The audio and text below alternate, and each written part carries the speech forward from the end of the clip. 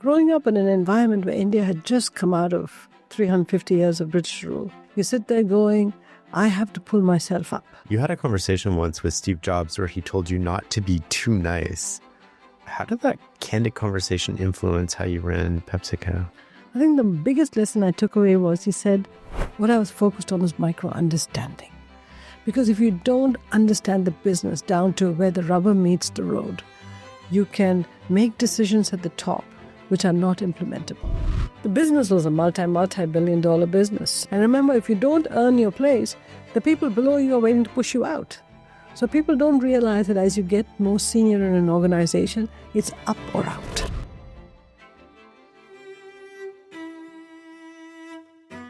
Welcome to the Knowledge Project podcast. I'm your host, Shane Parrish.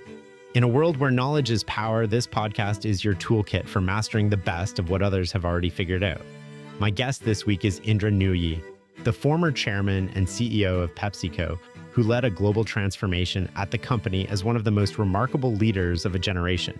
What makes Indra fascinating isn't just her accomplishments, it's how she navigated her colliding worlds. An immigrant who became more American than most Americans, a dutiful daughter who became a corporate revolutionary, a mother who reached the pinnacle of power but kept her daughter's "please come home" note tucked in her drawer as a reminder of what she was missing. This is a conversation rich with clarity, resilience, and ambition. Indra shares the surprising story of how she almost quit PepsiCo, the unforgettable advice she received from Steve Jobs, and the moment her mother told her to leave the crown in the garage after being named president of the company. We talk about how to give feedback that gets heard, why great leaders zoom in before they zoom out, and how real strategy always has to be implementable. If you're trying to lead better at work or at home, this episode is packed with timeless lessons. It's time to listen and learn. I want to start with this wonderful story about you and your husband. When you first met, you went to a movie and you watched Silver Streak at the Sandberg Theater, and then you went out to dinner after and you decided to get married, but you're still not sure who asked who. Who proposed to who? I want the real story here. That is the story. Sometimes I tell him, why did you rush this proposal? I wanted to be dated and wooed and dined and wined. And he said, I didn't propose to you, you proposed to me. So I said, why did you accept if I proposed to you? He says, I don't know. It was just destined to be that way. And I think over summer, even though we didn't spend much time together one-on-one, there must have been some spark. And he's just a very good guy, to be honest. And I guess he thought I was a pretty good person too. And so it was just a meeting of the minds, value system, families, every which way. And I said yes without being wined and dined. And he said yes without, dating me and getting to know me. And the rest is history. And 45 years later, we can look back and say, who proposed to whom again? That's such an incredible story. I love these stories of couples that it clicks right away. Yeah. You might not know each other as well as some other people who get married, and it just works out. My aunt and uncle have never actually dated another person. Yeah. They started dating at 13 and they are still happily married today. It's incredible. Maybe that's the reason we're happily married, because we started to date each other after we got married. And we started to discover each other after we got married. So we had that long process of discovery. And in spite of that, we kind of liked each other, loved each other. That's incredible. I want to go back to your childhood in India. Are there memories or lessons that stand out from your mom that you still carry with you today? It's mom, dad, grandfather, the whole extended family. It's not just the mother. And I think that it was a focus on excellence and doing well. It was sort of beaten to us. If you're going to do something, do it well. If you can't get good grades, then, what's your value to society? What are you going to do for society? So it was always this thing about push yourself. Don't sit idle. Satan has work for idle hands. If you can read in every spare minute, do it. So that's the environment we grew up in. And we couldn't go complain to somebody else because our entire community was that way. And so you sit there going, who am I going to complain to? If I complain to an aunt or an uncle, they'll say, oh, I'm doing the same with my kids. So we grew up in an environment where everybody was being pushed. And we were being pushed because we were growing up in an environment where India had just come out of 350 years of British rule. and it was trying to find its place in society. And we were looking at other countries and saying, wow, there could be growth, there can be innovation. The economy could get a whole lot better. And so everybody needs to pull themselves up to contribute to the country in order to make the country better. So that was the goal, to push young people. And so you sit there going, I have to pull myself up. The family pushed you, but you have to pull yourself up. Everything in my childhood was about that. It was about working hard, being a team member at home, doing chores, not having much money at all, but lots of discipline, freedom within a frame. That's what I remember. But work hard, study hard, and be viewed as a reliable person. If you promise something, deliver it. Okay, unless you're dead, you will deliver it. When you came over, like growing up in that environment, when you came over and you went to Yale, were you like, these people don't work as hard as I do? Like they don't come from this environment where, you're struggling to break out and you're sort of driven by your parents and everything around you is sort of pushing you forward and there's no option for failure. You have to succeed and you have to keep going. I actually came here, I was in awe of everybody I met. And I tell you why, because there we worked hard because the simple things in life we didn't have. If you wanted to iron your uniform, half the time there was no power. So you had irons with hot coal inside them. So you have spray starch here. We had to, when I was in a Catholic school, the uniform had to be starched and you had to show up looking very crisp. Here you just buy spray starch and you spray it and you iron it on. There you had to make your own starch at home.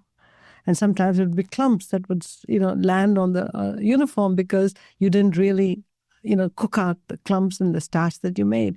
And so we spent a lot of time doing things that people here didn't have to think about. You just went to the store and bought it, or you had electricity, you had water. So you took all that for granted. We had to spend a lot of time on those so-called unnecessary survival tasks growing up. So you come here and you watch everybody here going, wow, they're so brilliant. They think differently. They break boundaries. They're irreverent, but they're reverent also in their own ways. How does one become like that? I was more in awe of them rather than they don't work so hard. It's just that the working hard part was on stuff that was made easy in the United States. Right. The price of development. I never thought of it that way. Thank you for sharing that. There was a moment before you came over, you had just got a big promotion. And I think it was Norman. Yeah. And you went to talk to him and you said, should I take this? Because you were about to take over 60% of the factory or go to Yale. And walk me through that moment and what went into that decision because that's a huge promotion. That's incredible success. No question about it. I would have been incredibly young to run such a big part of the company. Would have been successful, would have been in an environment that I was quite familiar with. My expenses would have been nil because I would have had to live at home. No issues with anything.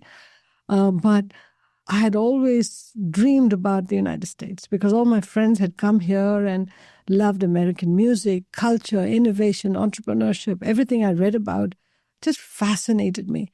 And at that time, we're not talking about the 70s. Yeah. America was the seat of culture and just brilliance. And as a young person growing up, your dream is to be part of this environment. So I went to Norman and said, hey, Norman, look, this job you've offered me is fantastic. One side of me says, take it and, grow in this culture and environment. The other side of me says, be a rebel. Go and be part of this incredibly amazing country and culture and environment called the United States. And I knew one was risky and one was safe. And something in me wanted to take that risky bet also. But Norman was clear. He said, look, if I were you, I would take the risky bet. Even though it would be a loss for me and the company, if I were you, I'd take the risky bet because you may not get this chance again. And even though I knew I was going to take on loan liabilities, I could fail. I was an alien country that I didn't have too much family in because I'd grown up with family. I decided to take the plunge. Has that changed how when you were like the CEO of Pepsi, did that change how you develop people? Where the best thing for Pepsi might have been for them to stay, but the best thing for them might have been for them to leave? Well, at some point, when people come to you and say, I've got this great opportunity, you sit there going, would they be better off leaving? And in case I want them back, I can always go back and get them. Or are they better off staying at PepsiCo? Sometimes selfishly, I look at this and say, I'm actually better off if this person goes and gets this completely different experience because I can bring them back. So you always look at this in a nice, selfish way. I don't mean in a negative, selfish way, in a nice, selfish way. Somebody went to a tech company. Go there. I'm sure the allure of PepsiCo would make you want to come back if I wanted you back. And now I have somebody who's got the PepsiCo pedigree, has got a tech background, and now can come back and contribute to the company in profound ways or partner with me. So I'd look at it that way. But if I felt that a person did not have much runway in PepsiCo, I would also tell them very honestly that they might be viewed as a critical professional in PepsiCo. They could have a career, but not a fantastic career. And if they got a better opportunity somewhere, I would provide the reference and I would help them find something. I think if you really care about people development, you've got to think that way. I love that. After Yale, you went into the consulting business. What did you love about that? It was a sink or swim place. I went to the Boston Consulting Group in Chicago. We had just opened up. And I'd never been in consulting before. And so this was a new experience. First of all, the caliber of people is just fantastic. Each one is pushing the other. You're operating at the highest level of a corporation. And in BCG, you worked on 2 different assignments at the same time. So you had to understand 2 industries, the value drivers, 2 non-competitive industries. What are the value drivers? How do you think about adding value to the client in the assignment you're working on? And so it challenged me in profound ways. First, to learn industries, learn the economics of the industry, the value drivers. Think beyond the industry to see what insights you can bring to the industry. And learn about dealing with leaders at very high positions, which I'd never done before in the United States. I mean, I had looked at these leaders as, my God, so-and-so is the CEO, and now I'm sitting in the same room with the CEO. How do I behave?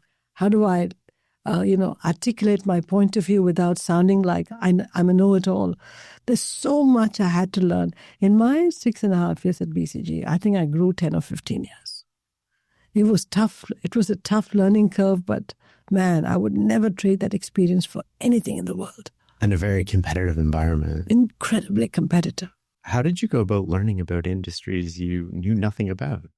It's surprising, for example, let's say that I was working in the tissue business, all right, paper tissue.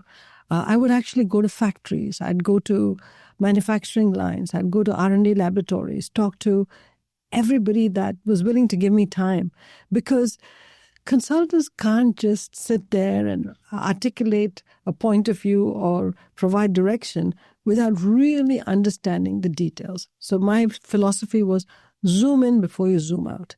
So in everything I've done, I always went deep into whatever the business was, the company was, try to understand things from the ground level.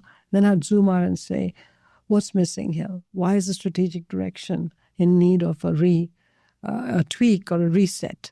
And then I'd go back and say, if we did reset it, how would it sit in the front line? What changes would we have to make? Then go back out. So this constant telephoto lens that I had in my head is what stood me in good stead through my entire life. Zoom in, zoom out, zoom in, zoom out. How did that help you at PepsiCo when you were CEO in terms of understanding, the right side of the decimal place at the low level, and then also, 30,000 foot view, setting strategy for a huge company? Some people say CEOs should be careful not to micromanage. I agree with you. What I was focused on was micro-understanding.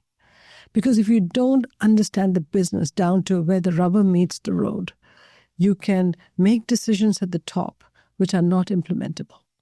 Or in the implementation, the intent of the strategy gets lost. To me, strategy and implementation have to go hand in hand.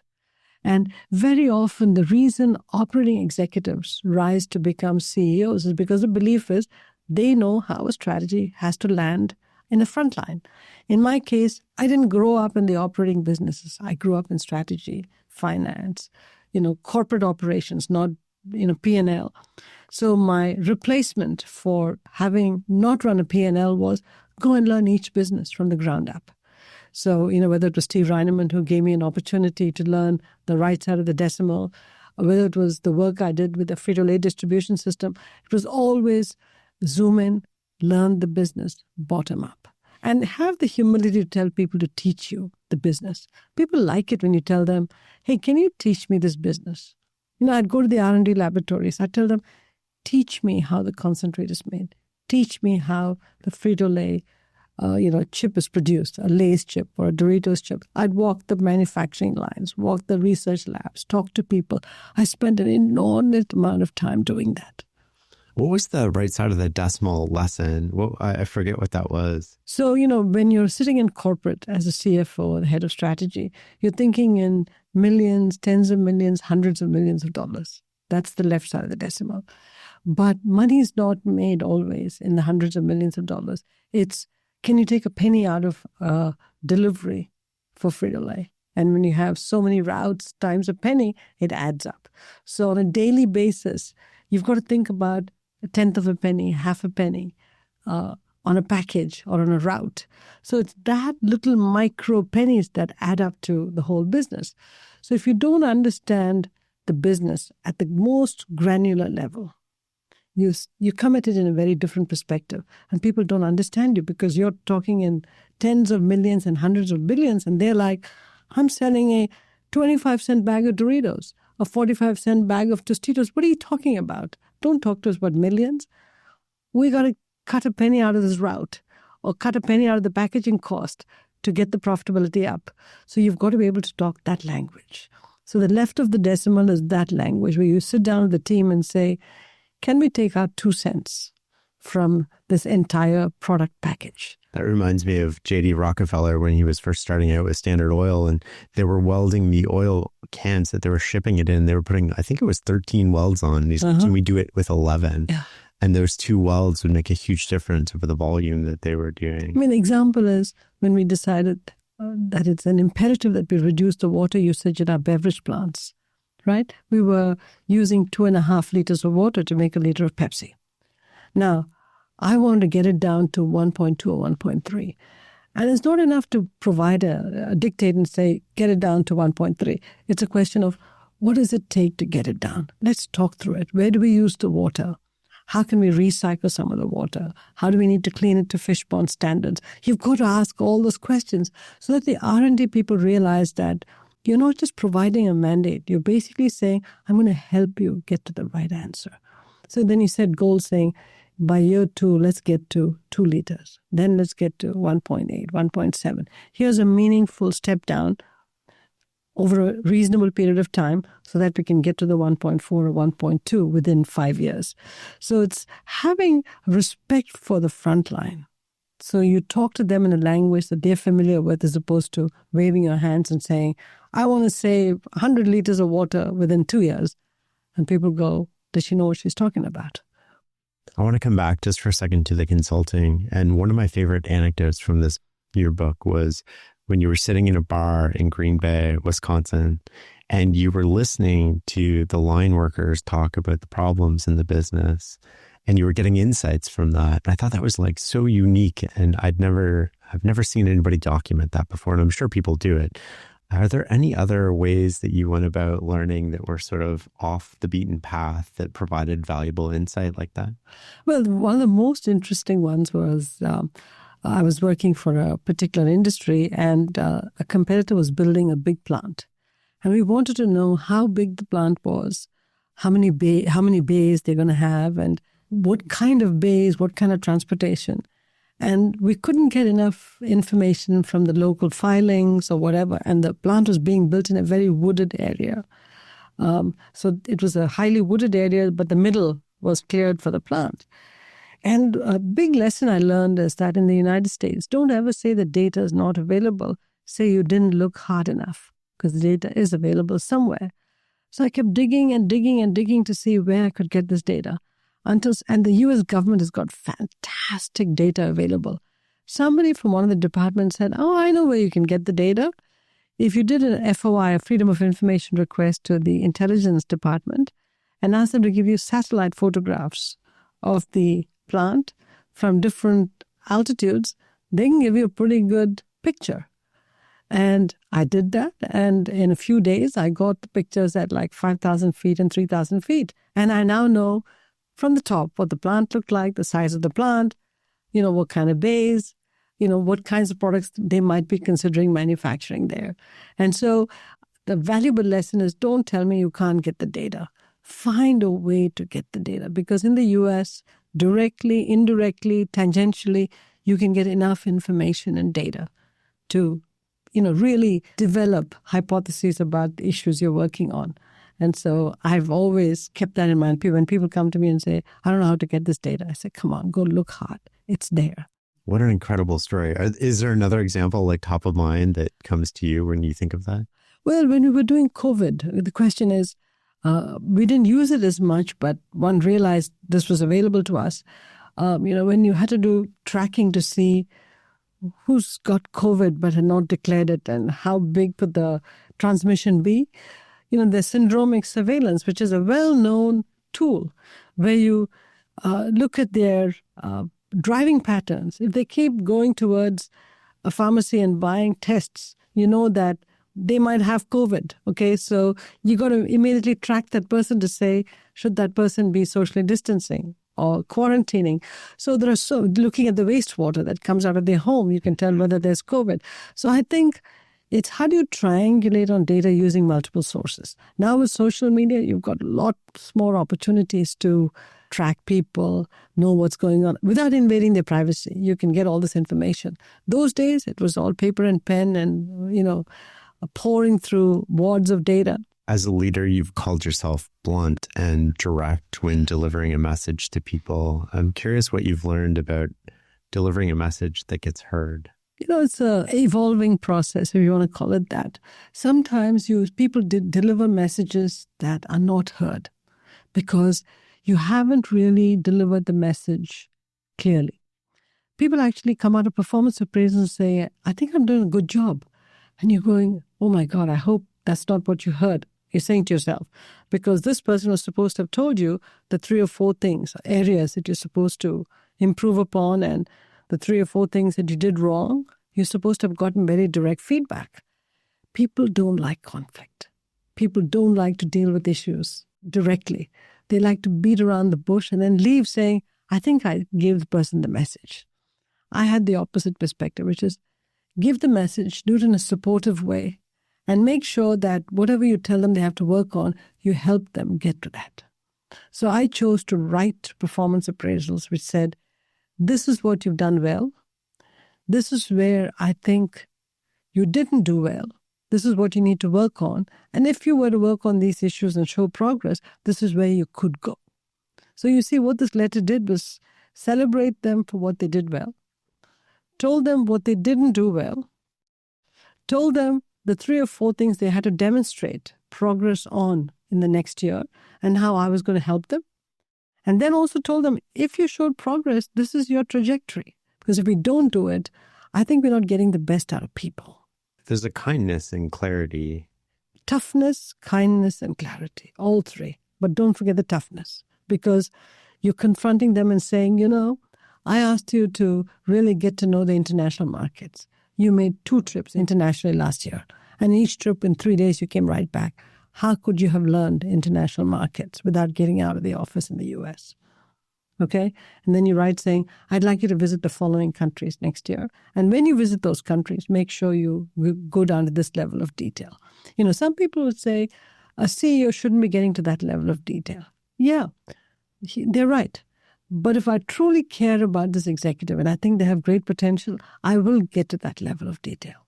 And I will monitor it middle of the year and say, hey, did you make any international trips? Did you follow anything I said? And if they say, nah, I really don't want to go, then you go there. You don't have the potential to be a CEO. From the outside, we hear these stories about how CEOs pay attention to the top 50 of the top 100. How many people inside were you really monitoring and trying to develop and having a real one-to-one personal relationship where you're doing this and you're in the weeds and you're in the performance report and you're trying to build them? I think there's about 300 or 400 that were corporate assets. And one watched them all the time because these are people who in 15 years could be CEO. There's something about them that, you sort of caught your fancy when you were in a meeting, or in some project that they were on, they had brilliant ideas. Not brilliant ideas that reinforced your thinking, brilliant ideas that challenged your thinking and took us to a better place. Because you don't want yes people around you. You want people who say, why don't we push the boundaries of our thinking? What if we approach this creatively? And people who put the company before themselves. I look for that all the time. And so there were 300 or 400 people that we actually call them corporate assets, and we track them to make sure that we game plan them, give them the right assignments. And even if they couldn't move, could we give them interesting assignments so that they could get the experiences without constantly moving? So that's the number of people that we tracked. What were the signs that somebody was putting the company ahead of themselves? They would put their hand up for difficult assignments. Mm-hmm. And if something went wrong, they didn't look for somebody else to blame. They would take the blame and say, hey, I could have done a different job, or I could have led differently, or I could have staffed my team differently. These are people who would come to me and say, whatever's going on in this other part of the company, I think may be putting something in jeopardy. And I'm not throwing them under the bus. Would it be okay with you if I went and worked with them to perhaps right things? And I say, be careful how you do it, but go for it. And I will tell them that I didn't send you there, that you were doing it out of your own good nature. Otherwise, people say, oh, the CEO's got some pets that she's sending our way. So you've got to be very careful how you deal with organizational dynamics. But these are people who look around themselves and are constantly looking for ways to improve the company, as opposed to how do I get the next promotion, the next raise. Are there things you've learned about reducing bureaucracy, increasing meritocracy, and decreasing sort of company politics? Obviously, in a company the size of PepsiCo with hundreds of thousands of employees, there's a little bit of politicking going on. But how do you minimize that? And how do you find and promote the best people? That's a very important question, Shane, because I think you have to understand the politics of an organization. Where there are people, there's politics, okay? You've got to understand the politics, but don't play in the politics. Don't meddle in the politics. Just understand who doesn't like whom and, how meetings work. Just understand it. And then figure out how best to contribute within that. Once you start to meddle in the politics and gossip about it, you become a negative force. That's been my mantra through the entire time that I was in corporate America. Because meddling in the politics, playing the politics, becoming political yourself and gossiping is only a formula for disaster. Focus on the job, focus on moving everything forward. I think things will be great. Now, I was helped because of the fact that I had a family and kids.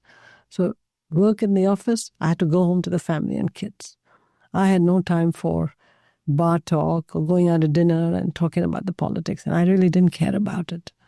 What about bureaucracy? Was there ways there's a natural entropy to these large organizations to hire somebody to do this job, and then they make that job important, and Parkinson's law, it takes up all this time, and you're distancing yourself from it, and if you let it go, it just becomes, at the extreme, it becomes government, and you go bankrupt. And how do you fight that?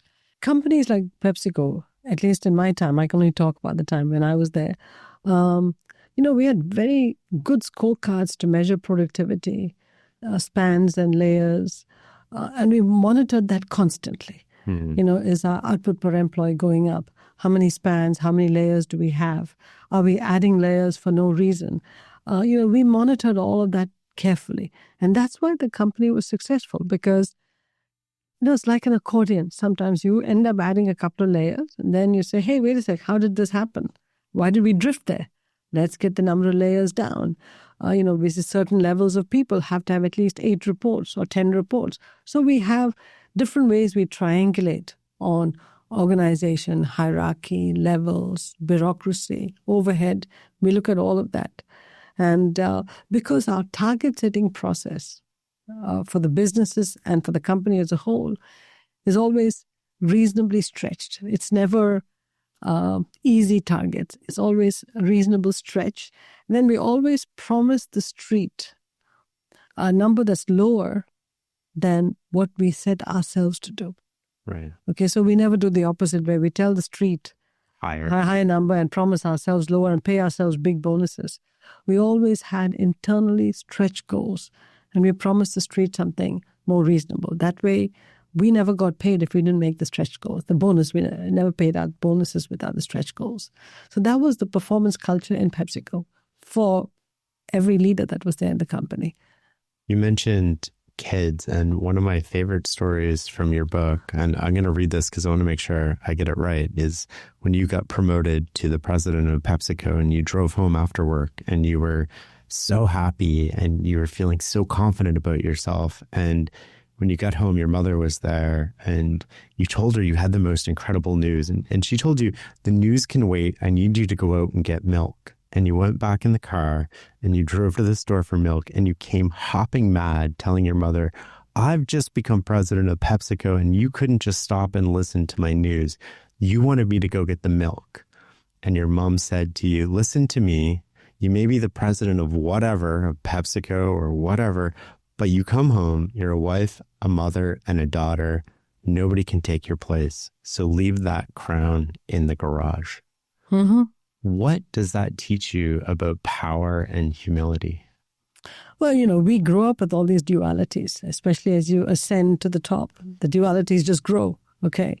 Power and humility was a set of dualities that I had to struggle with always because I chose to be a mother. I chose to get married. I chose to work hard and ascend in my career. I was helped along by other people, but I decided I'd like to keep working and I'd like to do well and move forward. So when I make those choices, I can't delegate all of that to somebody else. I chose to marry an Indian man, which means that there were some duties and responsibilities that went with being a person of Indian origin. I didn't shirk them. And so having made those choices, she was right. Somebody else can take my place in the company, but at home, who else is going to be the wife and the mother and the daughter? Nobody else but me. And so I knew that I had to play those roles and play them well. So the real question was, since I made all those choices, how do I get the support structure and have the resilience to play all those roles? It's not easy to play all those roles, okay? You can't just come home and start bossing your kids around because they say, I don't work for you, Mom. My kids have told me that. Stop treating us and like we work for you. Don't give us instructions. And so it's not that I talk to the people who work for me that way, but somehow they interpreted it as I just sit there in a chair and I boss people around. Little did they know, but they would say, we don't work for you. I said, I understand. And so I think that all that she was telling me was just constantly remind yourself as to all the roles you play. And don't just think that you can walk away from any of those roles because you made those choices yourself. Do you see that as balance or do you see it as harmony between these things? There's nothing called balance. What balance? Anytime you use the word balance, I think of this beam sitting on a fulcrum that's perfectly still. It doesn't exist. It's juggling all those roles. It's not even harmony. Sometimes it's not very harmonious. You just juggle those roles and hope the most important balls every day don't fall and crash and burn. So that's all you do. They're all full-time roles, each one of them. I think this often with, being ambitious and driven and working hard, and then also holding myself to an incredibly high standard as a parent. And it motivates me, and it simultaneously, like having those standards can also be counterproductive because you're so hard on yourself. Is there any advice? You got to start off by saying, look, the job is a selfish thing. Okay, we love the job. We love, working on challenges. But when you have kids, you've got to understand it's a tether. It's a beautiful tether, but it's a tether. It's a loving tether, but it's a lifelong tether. And so I think you should have kids only if you love having kids. I mean, I adore my kids. They may not think that always, but I just adore my kids. I love them more than anything in this world. And so does it cause angst at times? Yeah, it does. Do sometimes I sit down and say, God, I wish I could just work on this problem uninterrupted? Yes. But that tether comes with some responsibilities. And so I have to have the resilience to balance all of those things. So each of us as parents, working parents, have to find a way to manage all of these priorities and not lose ourselves. So what you end up doing is giving up some of the things that you wanted to do for yourself. Just forget them, because you've got to see it through the eyes of your kids, through the eyes of your spouse, through the eyes of the job. You have to morph into a new being. That's the reality. And when you were CEO of Pepsi, your kids were pretty young. How did you manage the information flow? Just the volume of information that goes to the CEO. How did you do your full day at work?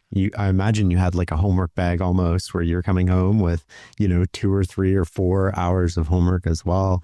But you got to put dinner on the table. You got to be there for the kids. What did that information flow look like? I had 2 or 3 skills, talents, I don't know what you want to call it, or curses. I didn't sleep much. Okay. So, you can either say that was, wow, you're lucky, or man, I wish I could sleep. I had a pretty good memory. I could read anything and it'll stick in my brain. And I was a speed reader. All 3 helped. I had a support structure between family, and then later on I could afford to hire help. I had a support structure. So to put food on the table, the food was prepared. And then the most important thing is I had a supportive spouse. The role that my husband played in this whole was just fantastic. And if I wasn't there, he made sure the kids were taken care of, because he was working full-time too. And I did the same when he was traveling. And so I think the 2 of us worked as a team. We had support from family a little bit, but mostly the help around us were like family.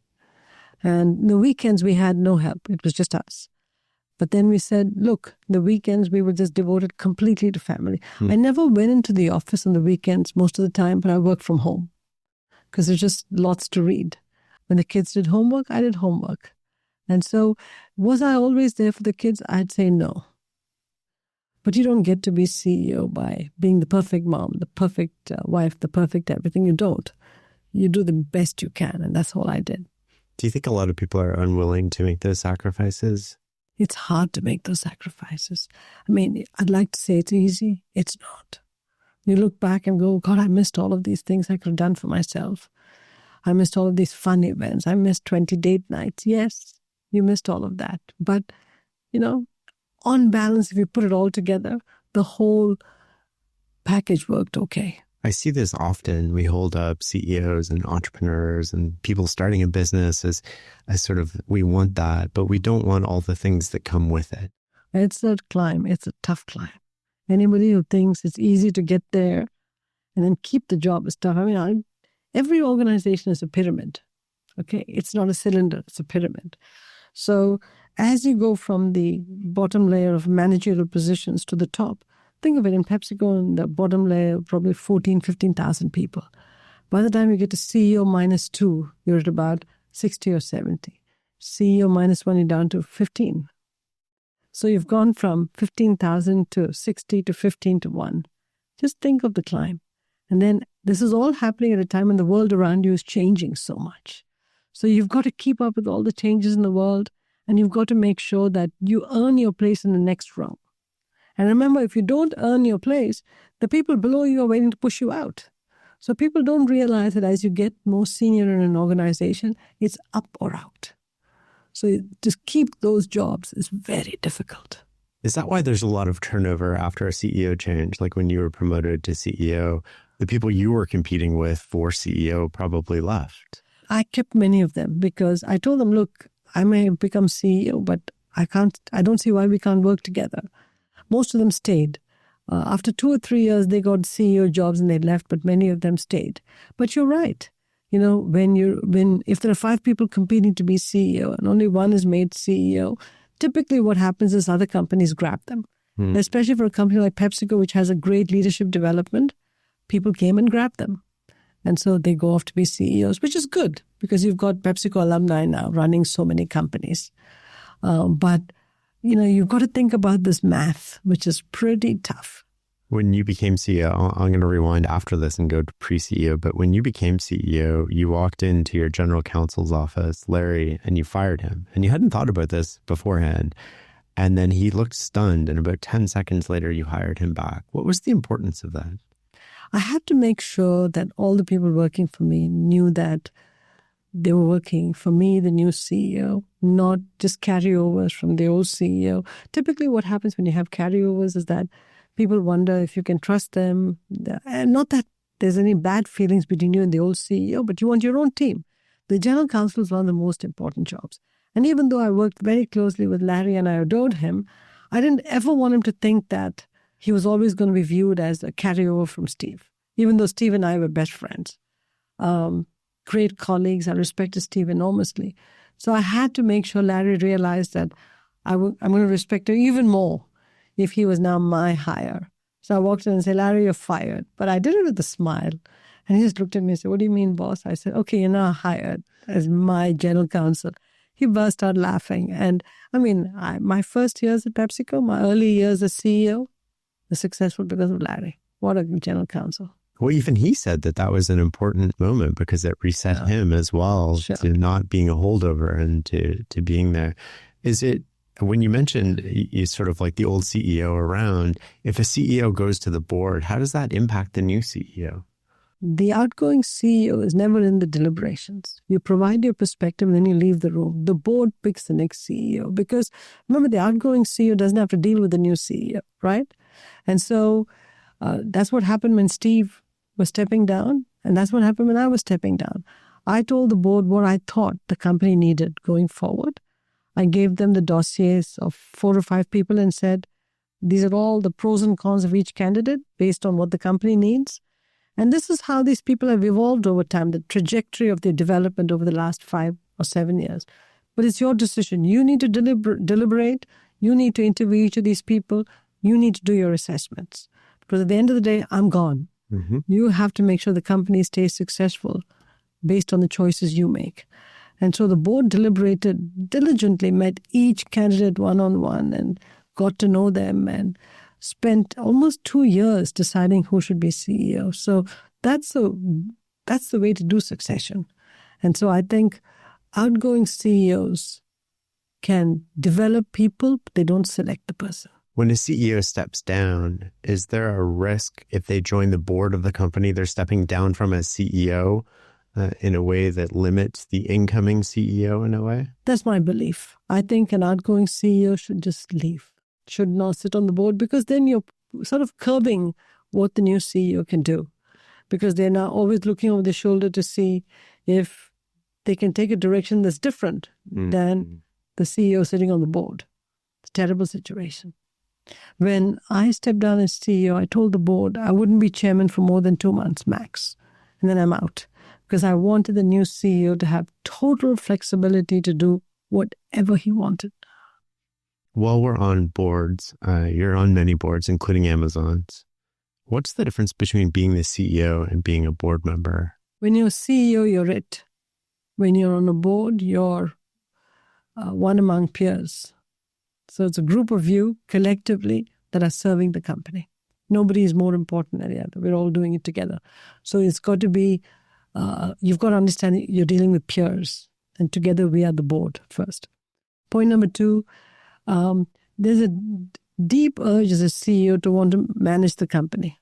You cannot manage the company. You can only provide direction, ideas, suggestions to the company, and worry about the governance of the company. So you've got to make sure you don't dig into the weeds and create confusion as to whose direction should we be taking. So it's very important that CEOs forget their CEOship and put on a board hat. And always ask yourself the question, when I was CEO, if a board member behaved the way I'm behaving now, would I have liked it? Oh, that's a good question. You always ask yourself that question. And if you say, oh God, I would have hated it, then change your behavior. Okay, so understand the roles of the CEO and understand the role of the board member. And the third thing is, when you're a board member of the company, remember that the shareholders are expecting you to play the role of, setting the right strategy, picking the right leaders. All of that are the roles that this company is expecting you to, the shareholders are expecting you to perform. Focus on those things. Focus on the strategy. Focus on leadership development. Understand the business so you can marry it with the strategy. Focus on those things. Don't try to get into the weeds and try to micromanage quarterly results or annual results. It's just not your role. You've spent your life in strategy. What is strategy? It's a nebulous concept, but it's a very clear concept on the other hand. Strategy in my books is crafting a path forward for an entity that allows it to execute on that path forward with superior results. Okay, you never craft a strategy so that your results are diminished. You always craft a strategy to improve your results. But if you craft a strategy which is not implementable, it's not a strategy. So strategy requires implementation with it and a place that's better than where you are today. Both are difficult because you have to almost anticipate what the outcome of the strategy could be. It can be implemented and you're going to get to a better place.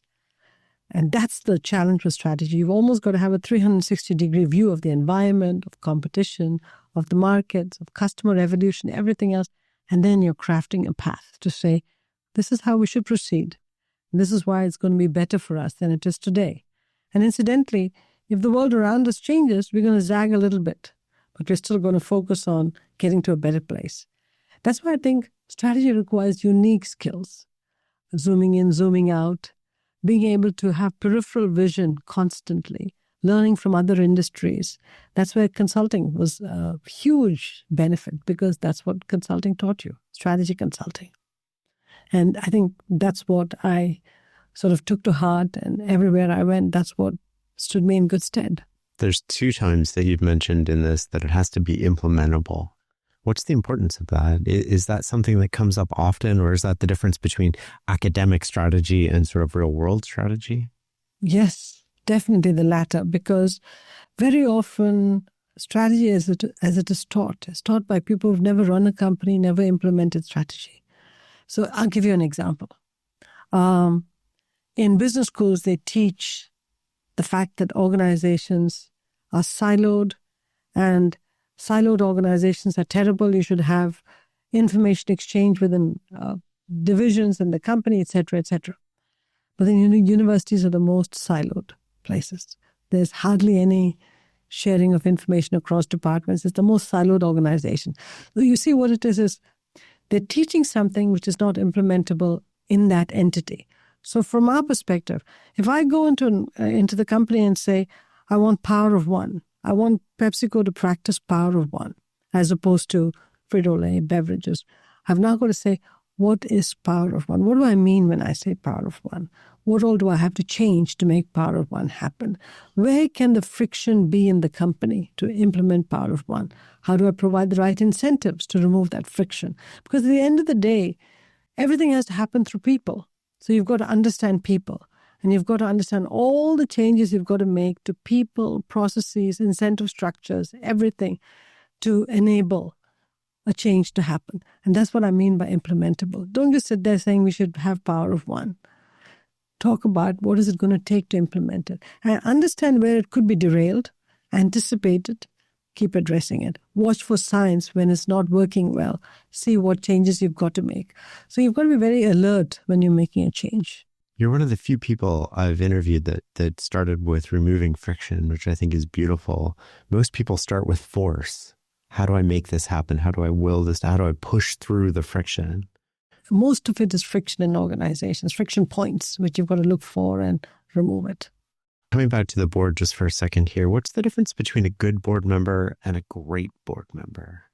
A good board member probably does governance well and knows all the board rules and can show up at a meeting reading the material. A great board member reads a lot more than the material that's provided to you. Go read everything that's available outside on the company, its businesses, its competition, technologies, whatever. So when you come to the meeting, you don't just do what the basic stuff required to get through the 2 days of board meetings, but you're adding value over and above the basic requirements of the board. And so when you provide insights that are really cause the company to pause and say, God, she's got a great point there. Let's call her back and say, hey, Indra, can you tell us more about what you meant by that? Now you're really a value-added board member. As opposed to, yeah, so-and-so's a good board member. Read the board material, made sure that governance was ticked off. I think that's the table stakes to be on the board. But a great board member does a lot of work themselves to read way beyond what the company gave you to read. I love that. Amazon is known for doing things completely differently internally, including their memos to start meetings and stuff like that. What are the lessons that you've learned from being on the board there that might have been counterintuitive or new to you? The entire company is focused on the customer. The obsession of the customer is something else. And it's always like, how do we make customers' life better? How do we lower costs for customers? How do we improve delivery times? How do we latency? All of these things are what they focus on all the time. So I've never been part of such a customer-obsessed company. Okay, PepsiCo is consumer-focused, but these are customer-obsessed companies first. Second, Amazon has paranoia about sort of devolving into hierarchy and what they call losing the day one culture. Day one culture being when they were young, entrepreneurial, how hungry they were and how they hustled. They want to have that hustle culture all the time. The fact that they're paranoid about it, even today, given their size, is what blows me away. They're always scared that they will lose that day one culture.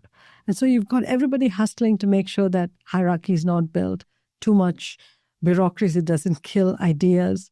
And so anybody can come up with an idea as long as they can write a 6-page document and present it to people and, seek funding if your document is good.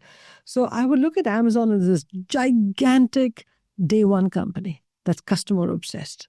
It's an unusual culture, a culture that's prevailed, a culture that's constantly re-examined so that it never, ever changes from this day one hustle. And I feel privileged to be part of this company. You've led directly as CEO through many crises, including, I think you had a food safety scare while you were CEO of PepsiCo. What are the differences between, academic and real world leading to a crisis, I guess would be a good way to frame this? Academics teach crises, which is good because how else will students learn about what leaders did in crises? So I respect academics who teach all that. And they do a good job of doing the teaching. The thing is, when you're in a crisis, it's happening in real time. Public is writing about it. You're being taken down in the eyes of everybody in the media and investors, analysts. You're home. Everybody's scared because your face is on TV saying, what the hell's going on? And it was even tougher for a female CEO because, women CEOs got a lot more attention than men. And so when you're going through a crisis, first of all, you've got to understand the crisis down to the details as opposed to, we have a recall. Sit down and get your R&D and manufacturing guys and say, tell me about this in a lot more detail. Ask all the questions you need to ask to understand exactly the root cause of the crisis. Then let them give you a plan as to how they're going to address it. Then step back and decide what the messaging is going to be. Very often people don't take the time to really understand the root cause of what causes crisis and don't listen to the plan. And then they try to pass the blame on to somebody else. As a CEO, the buck stops with you. How does that go with positioning? I love this because how do you take what's happening? You've agreed that this is the plan. This is the path forward. You have credibility with this. I think we can do a lot with this. And then how do I position that in a way where the company is moving forward in the best way possible, but you're positioning it for an audience too, to be receptive to it and not pass the buck? Honesty is critically important. When you have a crisis, be honest with your employees, with the outside world, saying, this is the crisis we're facing. This is how we're going to address it. And we're going to give you an update on this time frame. Honesty means, it changes the whole game. Because when you try to use big words to hide the crisis or you're just trying to deflect responsibility, people just don't have time for this, including your own employees. Okay? And so I'll give you a little crisis. When we had our second activist investor in the stock, it was a crisis for the company because nobody likes to have an activist in the stock. I did a town hall and I told everybody, I said, look, I'll give you regular updates on the activist. You'll see it on TV, ignore it. There's a general counsel, the CFO, and I who'll handle the activist. Your job is to just keep focusing on delivering performance. That's your only job. Don't worry about the other distractions. And you can be sure that 3 of us have the company's best interests at heart.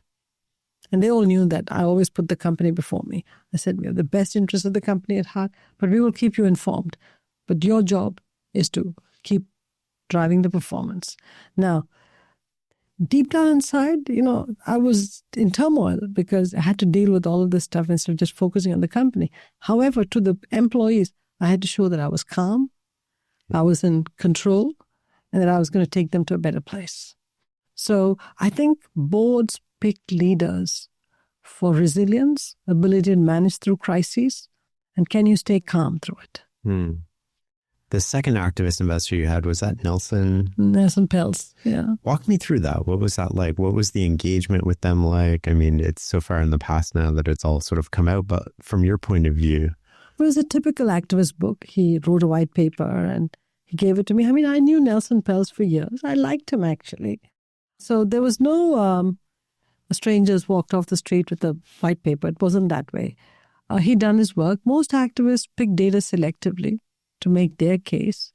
And so when he gave me the white paper, I didn't sit here going, I'm not going to listen to you. I said, look, let me study his white paper because he may be the external activist. I'm an internal activist. I want this company to do well.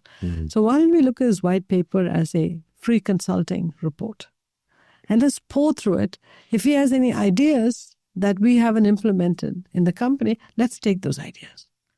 But we're not going to make big changes to the company just because Nelson said I had to make it. We'll make it if it makes sense for this company and if we can keep performing at the level we're performing. So I was clear on the company strategy. The board was clear on the company strategy. We listened to everything Nelson said because we have great respect for him. Okay, so this is not about blowing off activists as terrible. Some companies do that. I didn't do that. I said, I'm going to treat him with respect. Every time he wanted to meet, I met. Anytime he wanted to meet a board member, they met with him. But every time he proposed something, we said, look, we're doing this because of the strategy, of this direction, because of these trends. If you want to change a strategy, it's because you think the trend has changed. Has the trend changed? No, it hasn't. Then if the trend is that way, that's our strategy, and we're not changing it. Okay? So he came around. I mean, he's a smart guy. He came around, and we've remained friends since. There's no question about bad feelings or anything of that sort. Often activists want a board seat or demand a board seat. What are the pros and cons from your point of view as a CEO of letting an activist investor onto the board? And at what stake do you think it makes more sense, even if you disagree with it? What ownership level? Well, it depends on the board member they propose. Bill Johnson, from who used to run Heinz, came on our board. And Nelson actually suggested Bill Johnson. But what Nelson didn't realize is that Bill Johnson and I knew each other and we were friends already. So when Nelson recommended Bill Johnson, it was a welcome thing for us because he came from the consumer world, knew us well. Now, had he recommended somebody who was disruptive, we may have paused and said, don't want that board member because you don't want to spend our time answering activist questions when we should be running the company. Bill Johnson was hugely accretive to the board. And, he'd known Nelson forever. But he knew the consumer world, he knew PepsiCo, and so, he actually added a lot to the board. It was a win-win. It was a total win-win. Is there a percentage in your head where if a shareholder has a certain percentage, then it's sort of probably right for them to have a board seat, even if they might be disruptive? Oh, 15% or so, 10, 15% maybe. But 1 to 2% and you try to agitate for a board seat, I think that's really wrong. You mentioned women CEOs. Correct me if I get this wrong. When you became CEO of PepsiCo, you were the first woman CEO in the S&P 500? No. A couple others. Carly Fiorina was. So when I became CEO in 2006, I think there were 11 companies that had women CEOs. Okay. When I became president of PepsiCo, I think I was one of 2 or 3. But I was the first woman of color to run a Fortune 50 company. Now I think there's about 54 women CEOs of the Fortune, of the S&P 500. Does it feel like we've made progress to you? When you're at 10%, it's not really progress because 50% of the MBA graduates are women. Okay, so somewhere that pipeline is leaky. But, it's a journey because you've got to make so many trade-offs while you get to the top. But it was novel at the time I became CEO. the first immigrant person of color from an emerging market to lead a Fortune 50 iconic American company. It might have made a lot of news, but deep down inside, I'm like, God, I better prove myself. Okay, I lived off of that fear of making sure that I did my job right and didn't let any of these constituencies down. To the outside world, it was big news. How do we go about creating more of an equal opportunity while maintaining a meritocracy in companies that allow for more women? Like, where do we get in the way of this happening? I think if you decide that you want to have a meritocracy in the company, you should draw from the entire talent pool. Mm-hmm. When you have more than 50% of the graduates are women, women are getting all the top grades, they're hungry, they want to move ahead. And then you don't hire from that pool because you start off saying, oh, she's a woman, must not be very good. You have these biases, that's a problem. So you've constantly got to check your biases at the door and say, if I had to put on a blindfold and hire people, how do I make sure that I draw from the best and the brightest? That's what consulting does, okay?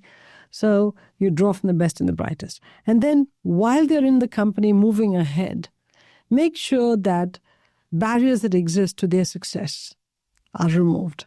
Because once you attack somebody's confidence, it attacks their competence.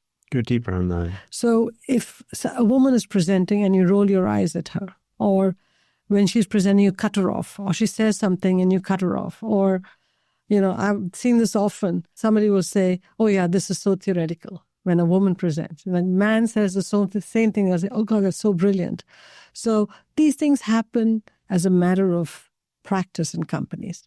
Women, people of color, when they present, they do go through some bad behavior. I'm talking of then. Things have changed a lot now, but in those days it did happen. And so when those things happen, you've got to figure out a way to call those people out right there and say, hey, can you let her finish?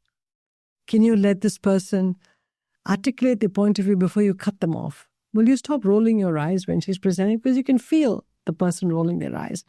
So if you really value every talent for what it is, meritocracy, bring them all in, allow them all to thrive, then everybody has the confidence to continue to contribute.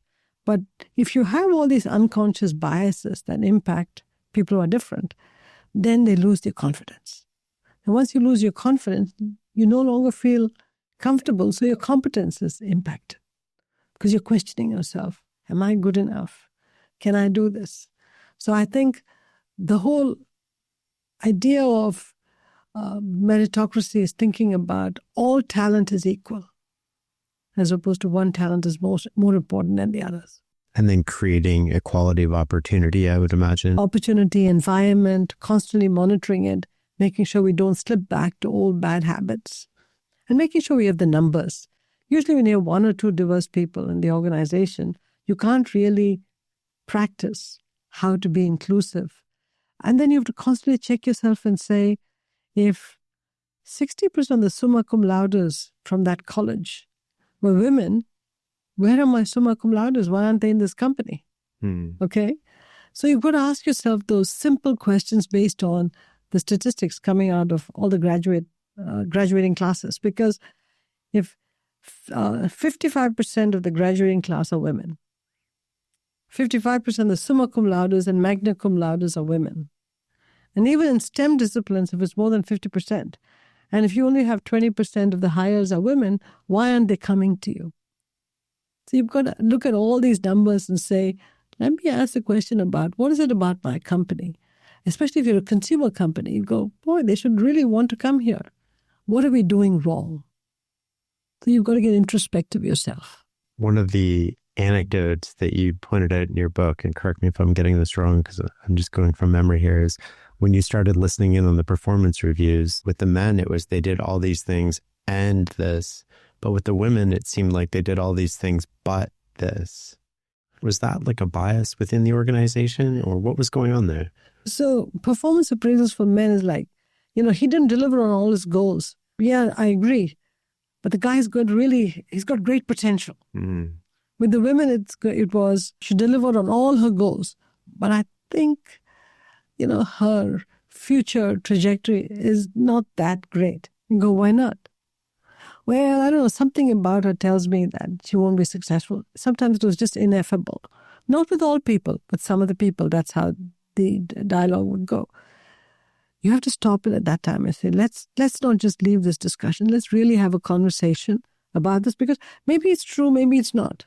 And sometimes it used to be issues related to her style, or the way she dressed, or how she showed emotion, or how she gesticulated too much. Only because, again, I'm not criticizing.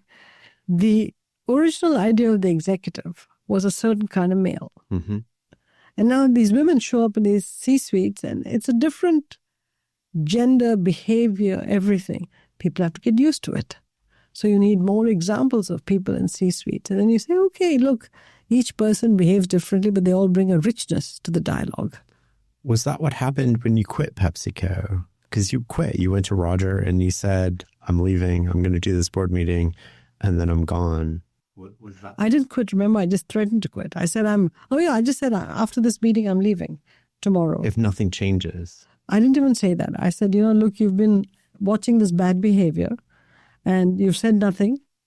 So I'm going to make this presentation tomorrow to the board. After that, I quit. And he didn't say anything.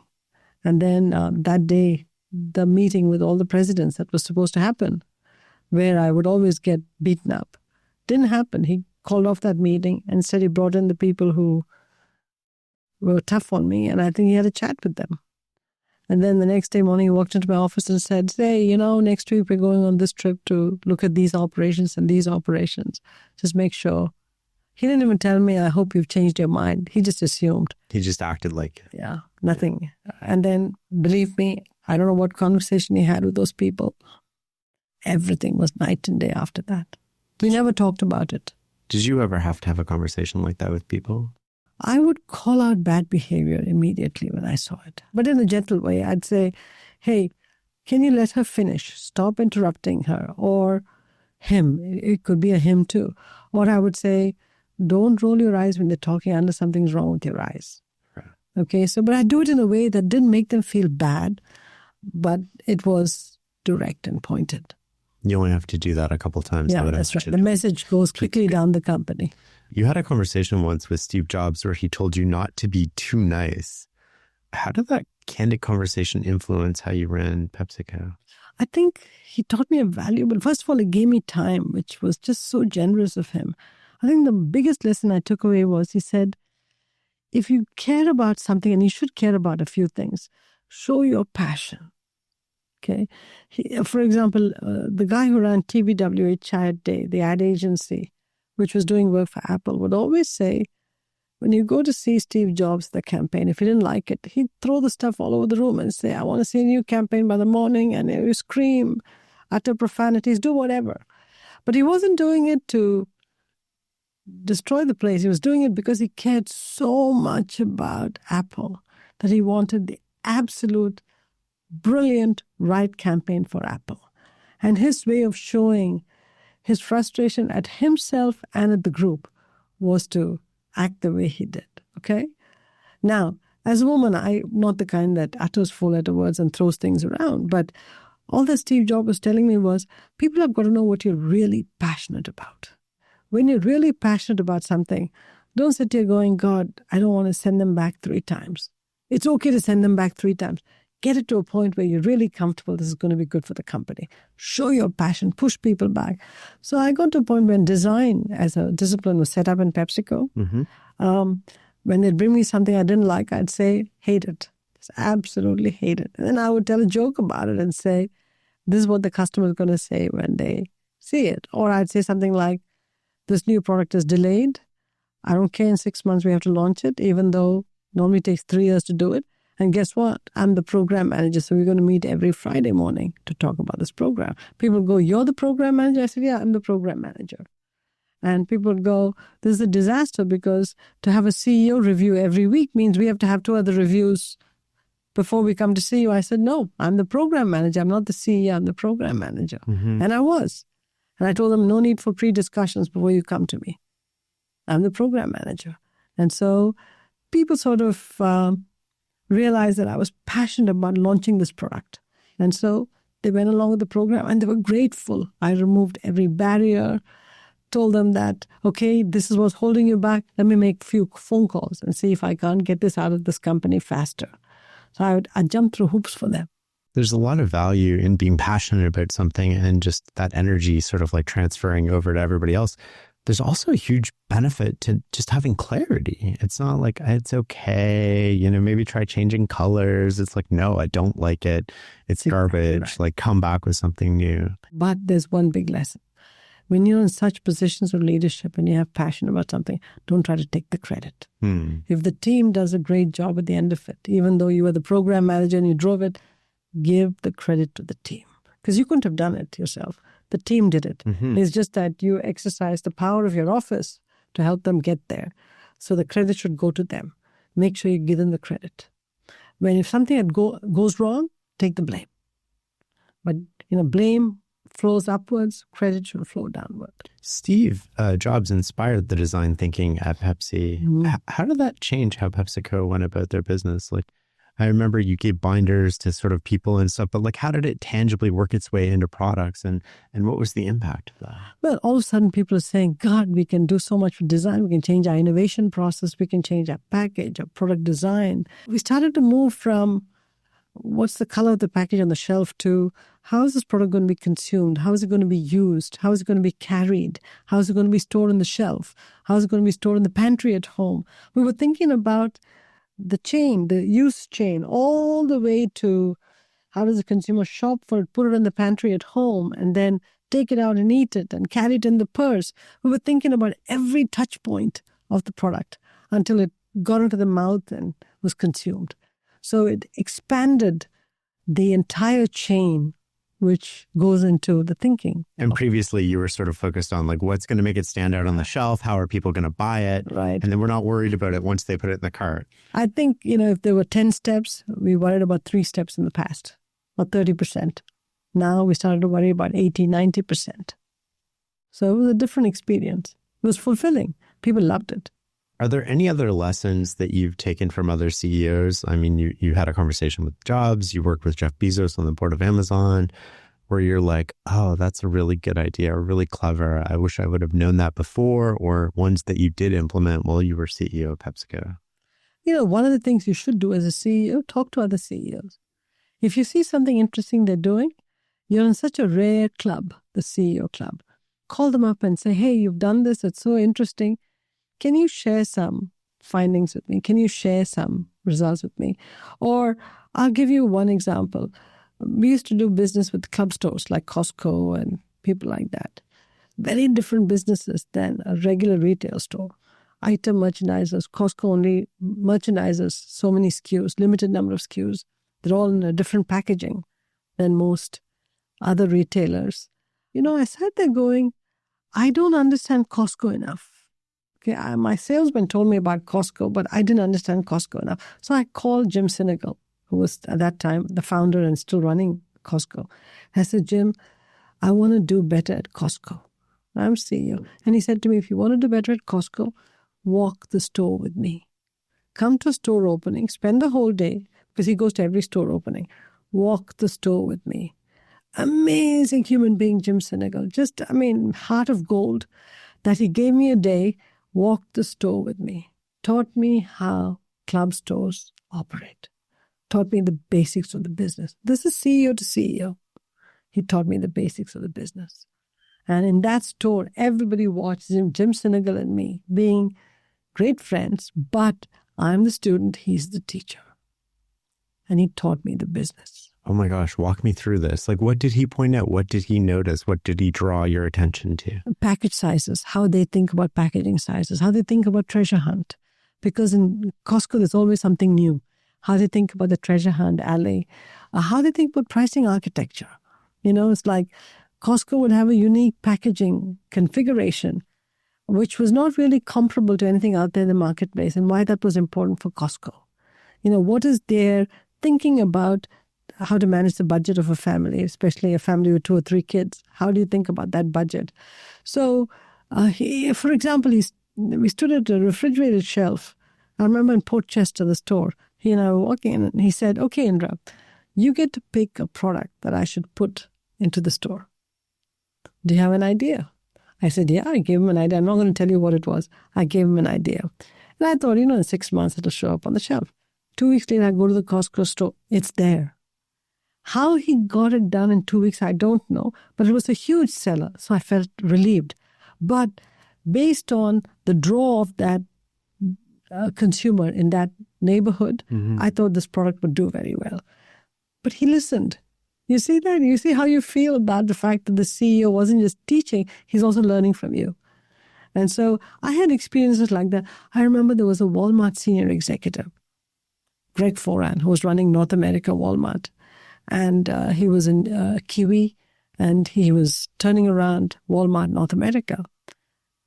People thought he was very difficult. And I went to meet him. And Doug McMillan, the CEO, told Greg Foran, hey, Indra is a good friend of mine. And Greg Foran said, well, if you really want to learn Walmart, follow me on a store tour. And, these guys go to a store every day, some region. So Greg would say, I'm going to be in Pittsburgh from 8 a.m. to 6 p.m. on the 23rd of March. So I'd fly to Pittsburgh, I'd meet him there.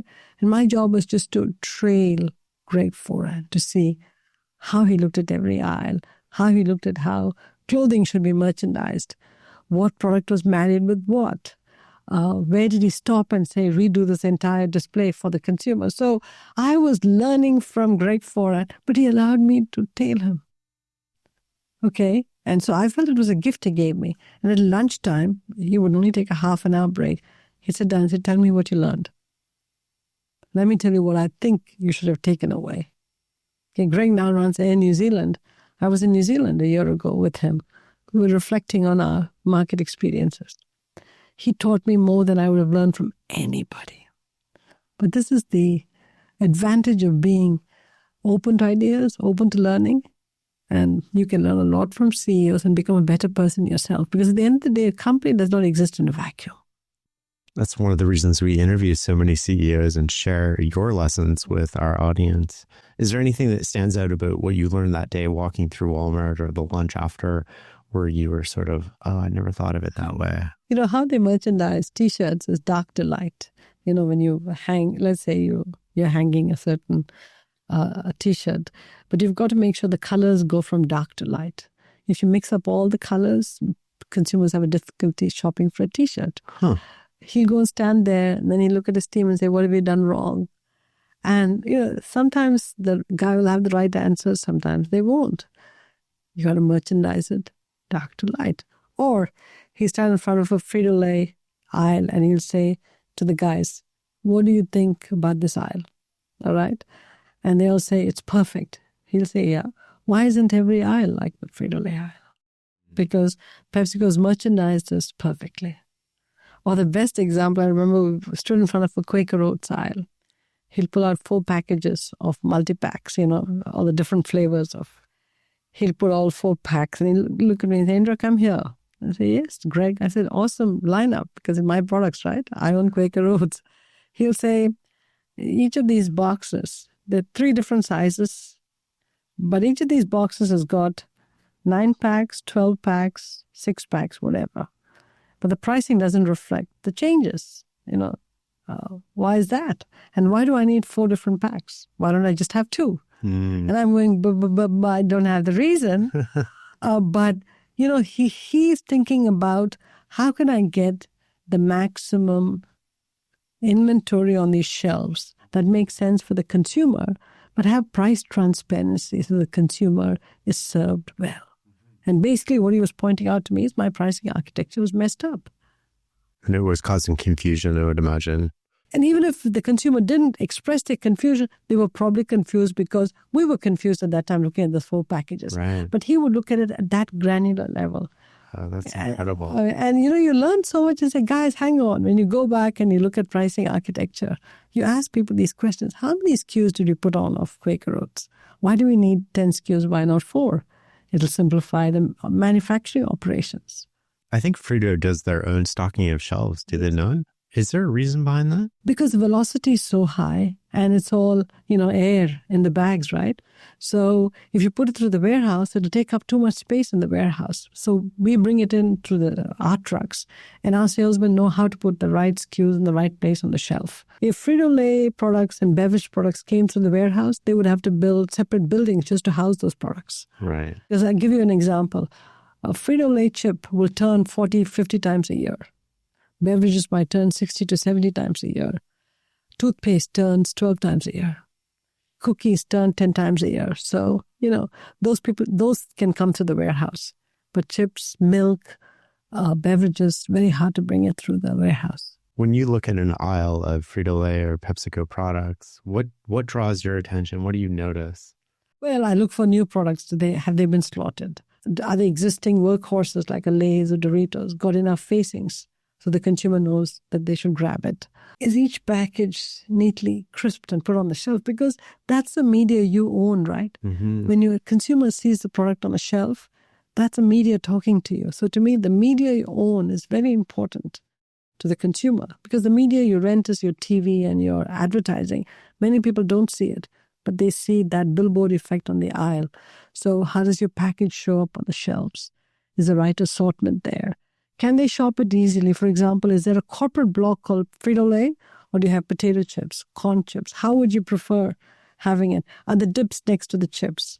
If something is on deal, is it on an end aisle? There's so many things we look at. The Frito-Lay guys do a great job. That's awesome. One of the big strategic pivots, I guess, that happened under you is when you were president, you sort of outsourced the bottlers. And then when you were CEO, you brought them back in. Do I have that right? Well, when Roger was CEO, we spun out the bottlers in North America. I executed on his direction. And at that point, it was the right thing to do. But when I became CEO, I realized that the market was growing, the bottlers were thriving. When the market growth rate slowed down, the pie wasn't growing, but there were two companies, the concentrate company and the bottling company, fighting for a larger share of that pie. And it was not constructive. We were not serving the customer, we were now fighting amongst ourselves. I made that hard decision to buy back the bottlers. Now it gets back to strategy. Sometimes people say, oh, you flip-flopped. No, the environment changed. Remember I talked to you about you change strategy, the environment changes.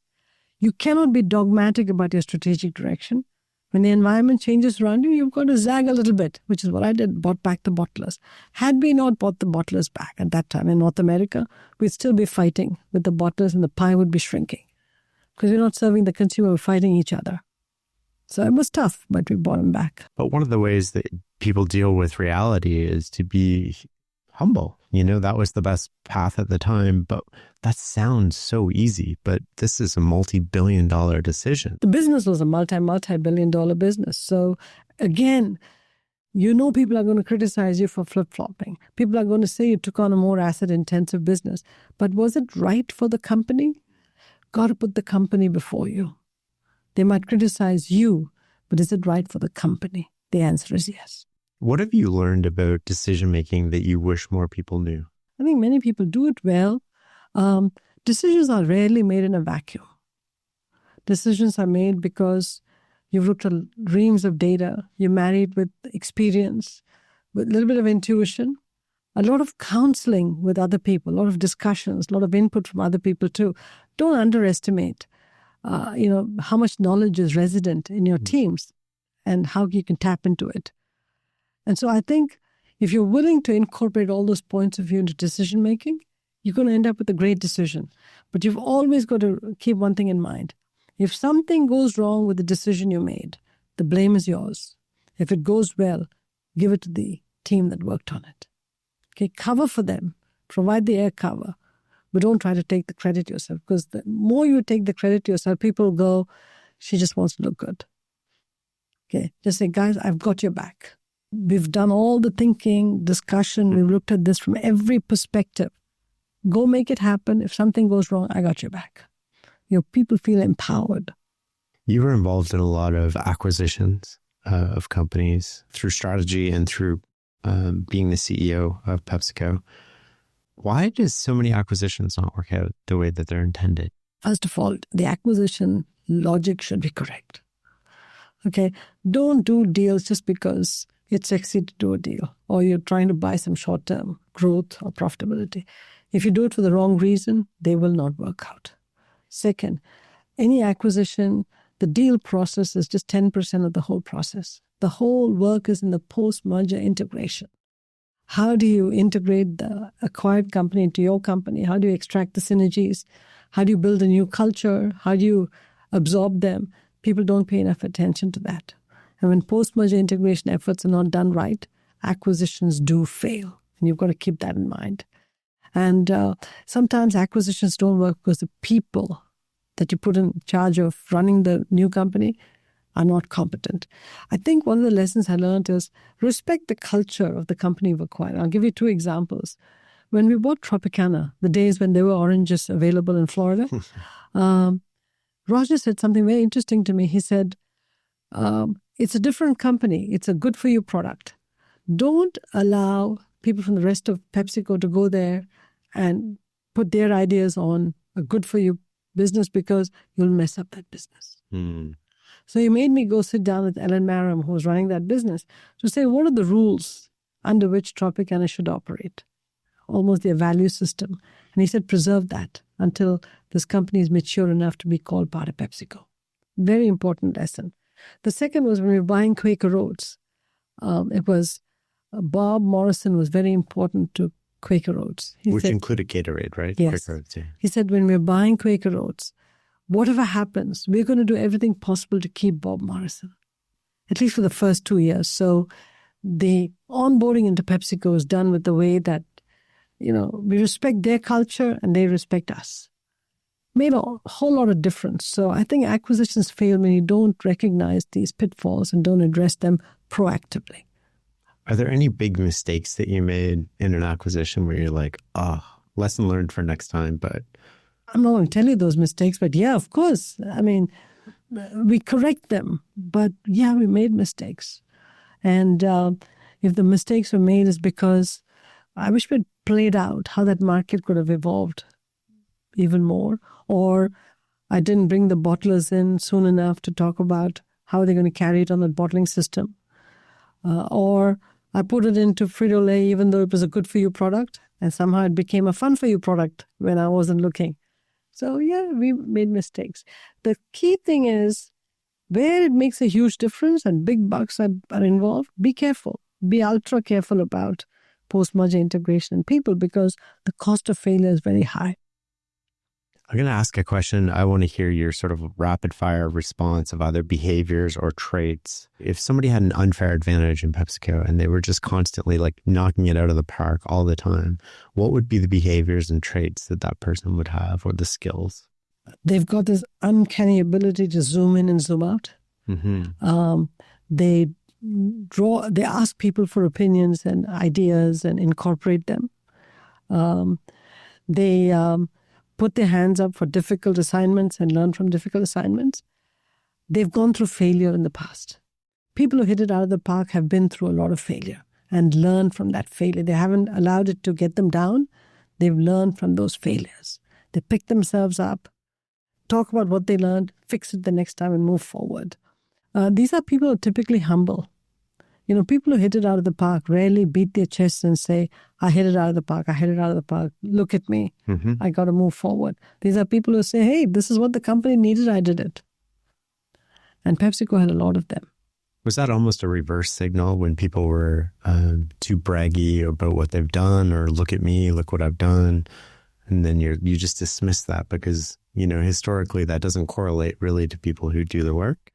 PepsiCo didn't have too many of these bragging people. So I was blessed to run a company where the culture was such that some people might have tried to be a bit more out there to take credit, but there were very few people who were braggers, really.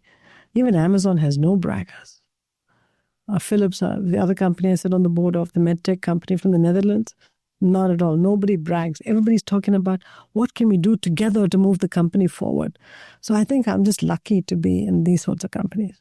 Do you think that there's an important component to being part of a company? And I mentioned this in the sense of maybe COVID or work from home, where it's really easy not to feel part of something larger than yourself. But there's this very human side of us that needs to feel part of something larger than ourselves, whether it's a family or work, that we're making a difference, that we're contributing to society. Does that get lost in work from home, do you think? I don't even know what it is to work from home only. To me, if you don't come to work, interact with other people, understand the culture of the company, see people in the corridor, toss around ideas, pop your head into a meeting and say, hey, I see you guys are working on this. Can I help? If you don't have that sort of human interaction, I don't even know what it is to work in a corporation as opposed to doing a job from home, doing an assignment from home, if you want to call it that.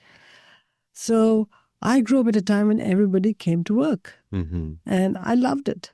So as we went through COVID and post-COVID, I'm struggling to see how I would have run the company without people coming to work. I'm struggling to see how I would have developed people without seeing them.